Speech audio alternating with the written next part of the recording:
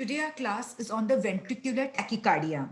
So you all know what is the definition of tachycardia. Tachycardia is when the heart rate it is defined. Tachycardia is defined as the heart rate more than 100 per minute. So earlier in the previous lectures, I have already told you that tachycardia is of two types. You can divide it into two types. One is your supraventricular tachycardia and your ventricular tachycardia. Okay, so this ventricular tachycardia, there are certain features which you are going to find in this ventricular tachycardia. I'll show you one ECG of ventricular tachycardia. So look at this ECG, look at these complexes, this QRS complexes. You can see that these QRS complexes are quite wide, isn't it? So ventricular tachycardia, it is a wide complex tachycardia. If you do remember, I had told you supraventricular tachycardia was a narrow complex tachycardia. In that the QRS complex was narrow. But here in the ventricular tachycardia, here the QRS complex is wide. It is a wide complex tachycardia where the duration is usually more than 0.12 seconds. Okay, and there are different things which you can note in this ECG which will suggest of a ventricular tachycardia. That is, here this you can look at this QRS morphology. Look at the type of this QRS. Can you see all of them? They have got a single morphology, same type. They're looking the same type. Okay, so this is what is called as monomorphic. Okay, monomorphic ventricular tachycardia. There is another type of tachycardia which in where you will find these QRS complexes are not of the same morphology. I'll just show you one. The polymorphic tachycardia. Polymorphic, yeah, this was a polymorphic tachycardia. See, this is also a ventricular tachycardia, but you can see here the QRS complexes are not of the same morphology. They are of different varying morphology. This is called as polymorphic ventricular tachycardia. So this is one way you can distinguish the ventricular tachycardias, monomorphic, polymorphic.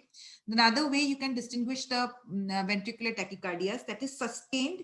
Yeah, it is non-sustained ventricular tachycardia.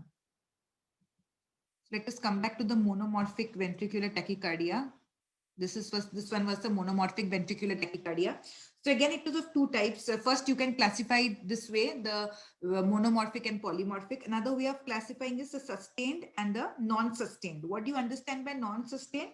When there is this repetitive ventricular beats of less than 30 seconds duration. If this ventricular tachycardia is of less than 30 seconds duration, it is called as non-sustained, and if it is more than 30 seconds duration, it is sustained.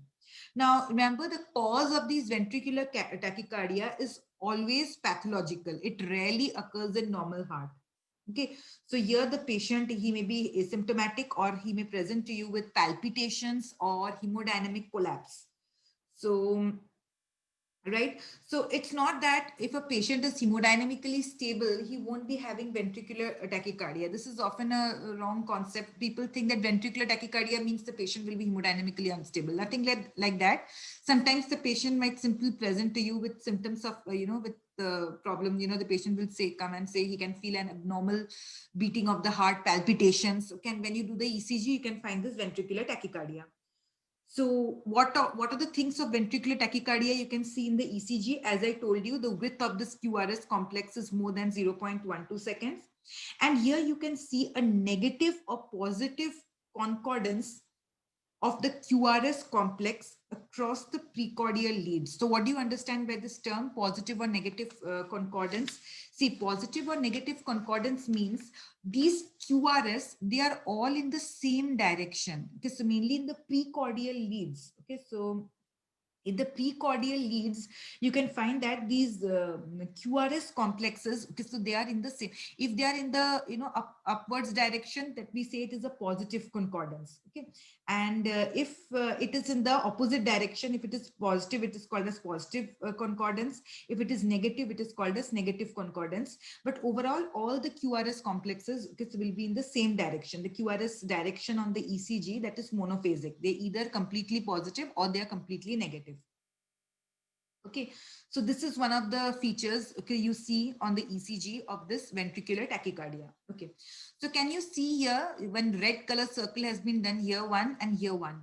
So this is a capture beat and a fusion beat. So often, sometimes what happens, if you have listened to the lecture on supraventricular tachycardia, where I had told you that supraventricular tachycardia, they are usually the narrow complex tachycardia, but In certain cases, if the supraventricular tachycardia with aberrant conduction, in certain cases of supraventricular tachycardia, the patient can also present with a wide complex tachycardia.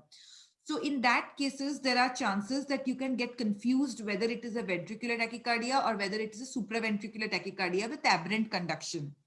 So there, usually, this fusion, capture beats and fusion beats, they are seen in the case of ventricular tachycardia. So what is the meaning of capture beat and what is the meaning of fusion beat? Can you just have a look at this beat? What is this? What is this beat resembling? Doesn't it resemble just like a normal sinus rhythm? Yes. So this is a capture beat, means in the middle, here the ventricles, they are the ventricles, that is the rate in the ventricles has increased. But in between these beats, in between these ventricular tachycardia, one impulse, one beat will be captured. Capture means it will be captured by the SA node. In between, suddenly there will be a normal one. This normal one is the one which is originating from the SA node. Is it clear? So, right. So thing is that in ventricular tachycardia, as you can understand here, there is complete AV dissociation. Can you see, can you see any P wave, proper P wave followed by a QRS, then a T wave? So this, this atria and the ventricles, okay, so they are not working, in rhythm. So it's completely, there is AV dissociation, there is atrioventricular dissociation. Okay, so but in the middle of this AV dissociation, just in one beat, in middle, you can find one or two beats where you will find absolutely, it is looking just like a QRS. You can see a P wave, a QRS, a T wave. You can find a beat which is absolutely a QRS complex of normal duration. Okay, so this is because in middle of this AV dissociation, in the midst of this AV dissociation, the sinoatrial node, the SA node transiently captures the ventricles. Okay, so overall there is a AV dissociation, but in the middle, just one beat, this SA node captures the ventricles. And when this beat is produced, when it is originating from the SA node, it is producing a QRS of normal duration. So this is what is called as a capture beat. Capture, why this word capture is used? Because you can say this way, that the SA node transiently captures the ventricle. Okay, and what is this fusion beat? You can see this fusion beat is somewhere in between the normal and the ventricular tachycardia. Look at this ventricular tachycardia QRS complexes and look at this normal one. This is looking somewhere in between these two, isn't it? So this is a type of hybrid complex. Okay, so it is of intermediate morphology, a hybrid complex. Hybrid of what? Hybrid, when this sinus, the impulse which is originating from the sinus and this ventricular beat, they coincide. Okay, so when sinus beat and ventricular beat, they coincide. Okay, so they are going to produce this fusion beat. So this is having an intermediate morphology. So these are the two things, okay, so which are present in the ventricular tachycardias. Okay, so these are some of the features of ventricular tachycardia: present of fusion beat, presence of capture beat, presence of AV dissociation. Okay, and what is the axis? Usually here in these ventricular tachycardias, they're having an indeterminate axis. If you have seen the previous lectures on the axis, okay, so right axis deviation, left axis deviation, okay, so indeterminate axis. So this usually it comes under the indeterminate axis. Okay, so this is important about ventricular tachycardia. What else? The ventricular tachycardia that can present either with a right bundle branch block or a left bundle branch block. Okay, so along with the ventricular tachycardia, you can find a right bundle branch block or a left bundle branch block. So do you know how to look for a right bundle branch block or a left bundle branch block? Just show you in the ECGs. If there is any ECG on right bundle branch block and left bundle branch block. See, look at this axis deviation. This is what I was telling you. Okay, this is your normal axis. Okay, so from your minus 30 to plus 90, okay, this is normal axis, and 90 to 180 is right axis deviation. Minus 30 to minus 90 is left axis deviation. And between these two, minus 90 to 180, this comes under your extreme axis deviation. So this is usually seen in the ventricular tachycardia. Okay, so we were talking about the right bundle branch block and the left bundle branch block. Yes, look at this. So this is usually the morphology, although here there is some mistake here. Usually this R will be more than this R. I'll just draw it and show it to you. I'll draw it to you later. Just see here.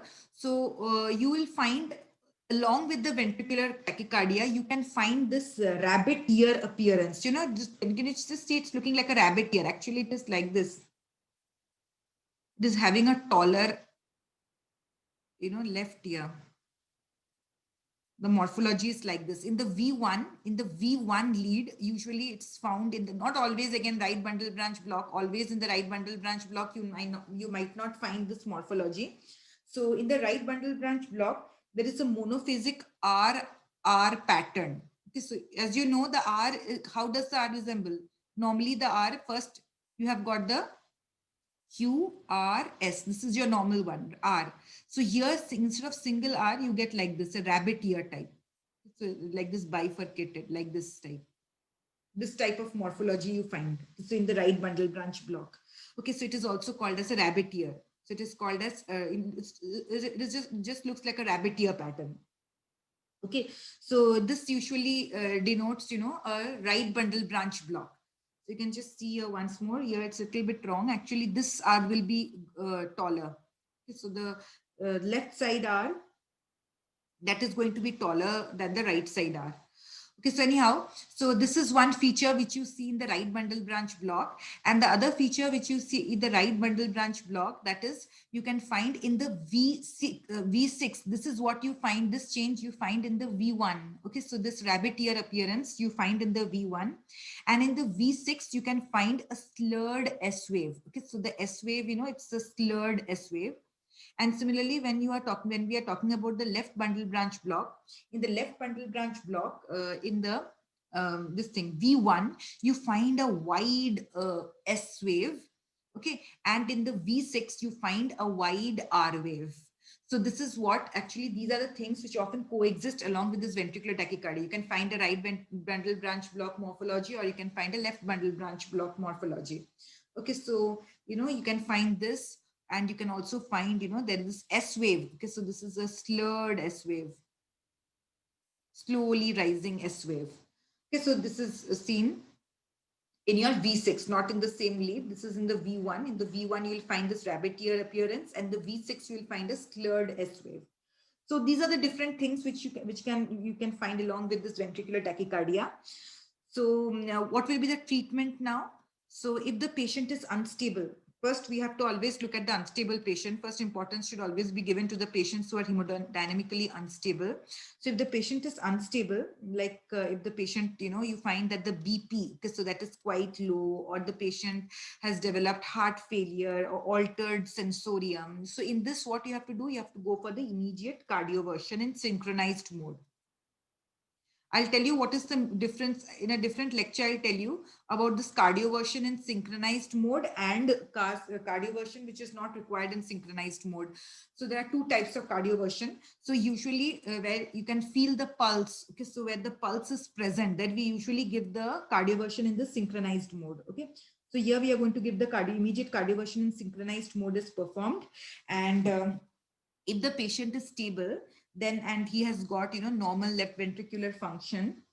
So in these, what are the drugs which we are going to give the patient? We give certain drugs to the patient, as you know, amiodarone. By this time, all of you must be knowing the dose of amiodarone. What is the dose of amiodarone? Remember, this is important. Amiodarone and lidocaine.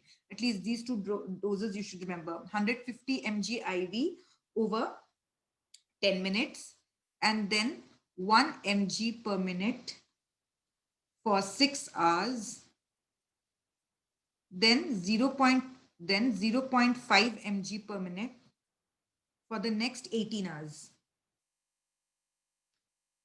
Okay, and what about the lidocaine? Lidocaine is 1 to 1.5 mg per kg.